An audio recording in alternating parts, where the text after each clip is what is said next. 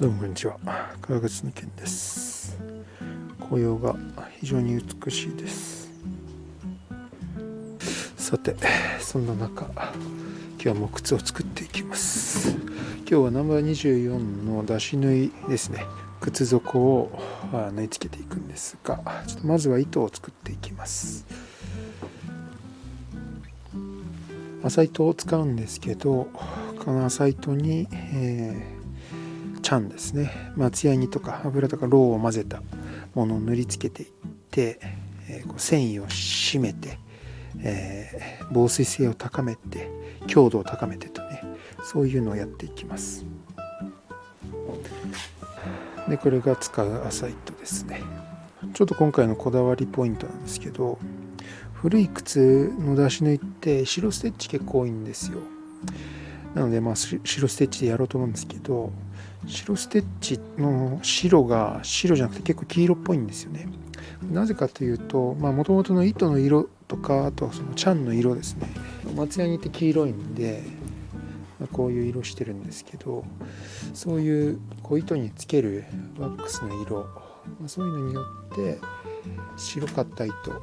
白か生成りに近かった糸が黄色っぽくなるんですよね。ただ、松ヤニのこの配合とか成分とか、あとはもともとのこの糸の色によって同じ白でも結構変わるんですよ。で結構昔のやつは黄色いです。そういった糸を使ったりすればいいんですけど、ですね、今回は糸ちょっと染めてます。もともとこれですね、これ日本製のチョマの糸でかなり白みが強いです。白いですね、真っ白です。でちょっと黄色っぽく染めたんですけど、ヨーロッパの方に使うアイリッシュリネンとかってもうちょっと色に雑味があるというか、いい意味で、風合いがあるんですね。ここまで綺麗な白じゃないんです。それもものによるんですけど、でこの松ヤニの配合とかも、違ったりするんで、そういうので糸がね最終的に黄色っぽくなったりするんですよ、多分ね。ただ今回この糸を使いたくてですね、この糸八印っていう、靴作りではもうなくてはならない糸なんですけど、八印というブランドで、チョマですね、麻の一種のチョマを繊維にしている糸です。これがやっぱり縫いやすさ、そして加工性というか、縫いやすさですね、作業性の良さ、そして強度をグッと引っ張った時の切れなさに非常に評判が良くて、僕も一番これを気に入っていて、アイリッシュリネンの糸もいくつか持ってるんですけど、使ったこともあるんですけど、ちょっと僕はねこれが好きなんですよ。なのでこれでその昔の靴のちょっとこの黄色っぽい糸っていうのを表現するために、色を染めてやっていくというね方法を今回は取ります。これに松ヤニを塗るんで、そこのベンチに縛り付けて、松ヤニ塗るともともとのこの橋印の真っ白でも多少黄色っぽくなるんですけど、やっぱり大きく変わらないんで、あらかじめやっぱね染めとかないと今回やりたい色っていうのは表現できないなと思いまして染めました。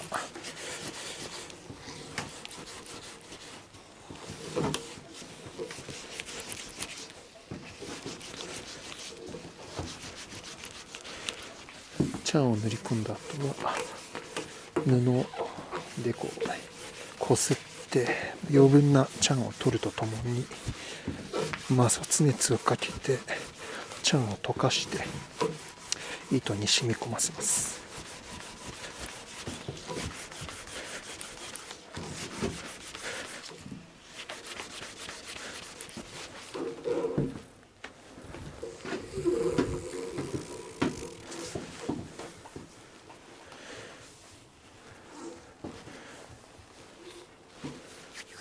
糸にしっかりよりをかけます。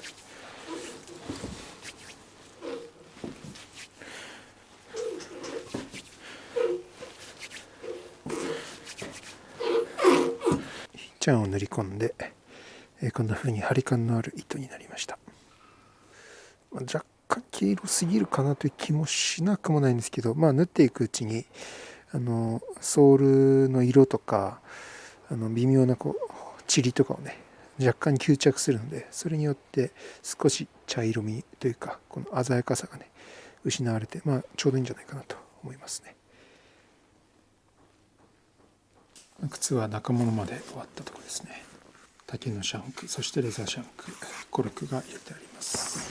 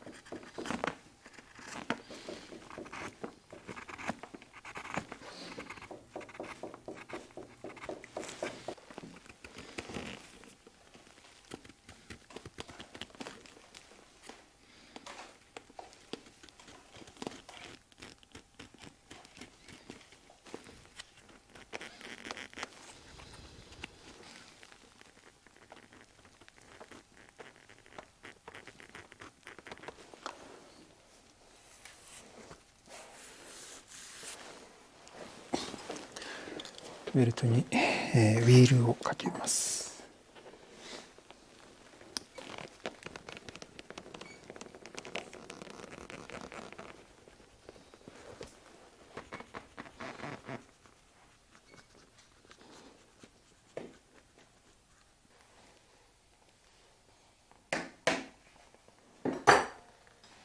出し縫いをやっています。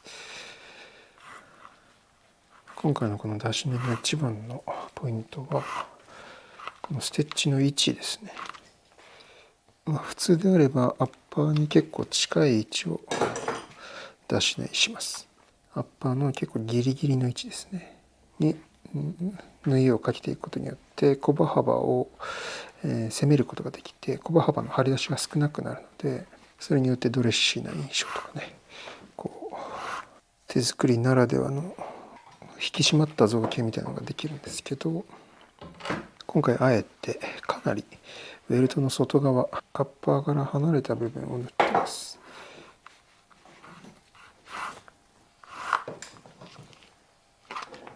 ヴィンテージシューズ見ていると結構出し縫いがアッパーから離れたベルトの端っこギリギリを通っていることが多くて、これなんでかはちょっと分かんないんですけど、昔のミシンの作り上そうなったのか、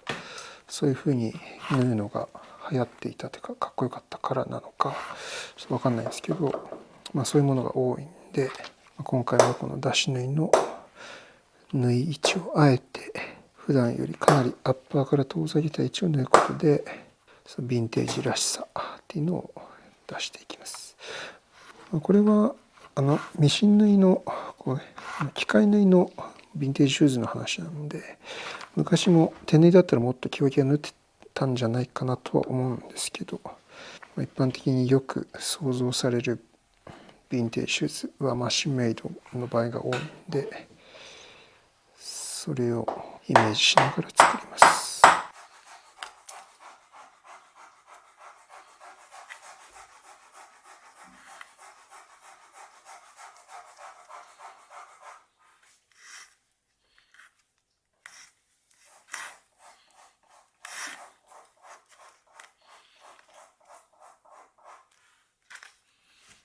今回コバなんですけど、外側これスクエアでいきましたね。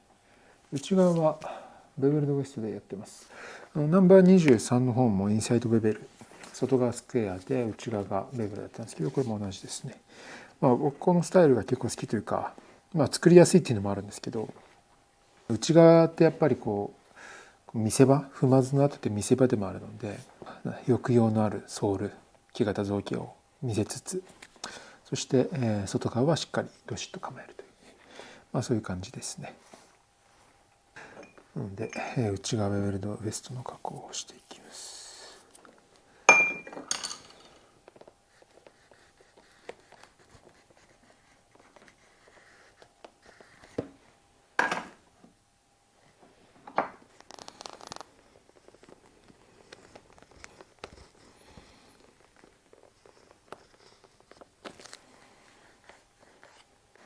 で今回この出し縫いのこのベルト面ですね、非常に大事です。出し縫いの糸を少し離してアッパーから離れたところに縫っています。ウィールをまた使ってギザギザをねより深くしていきます。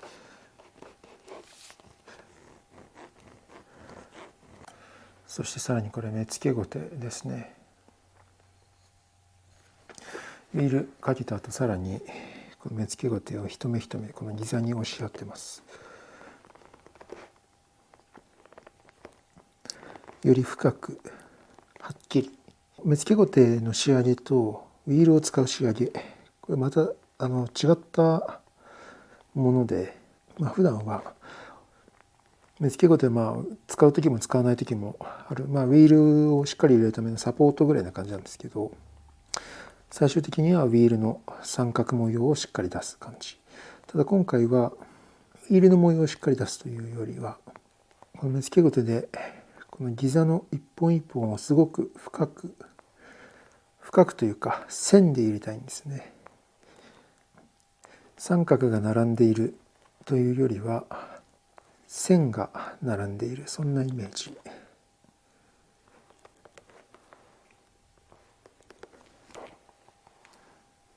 映像では違いは分からないんですけど、こっち側が目付けゴテ入れた方、こっち側まだ目付けゴテ入れてないウィールだけの方ですね。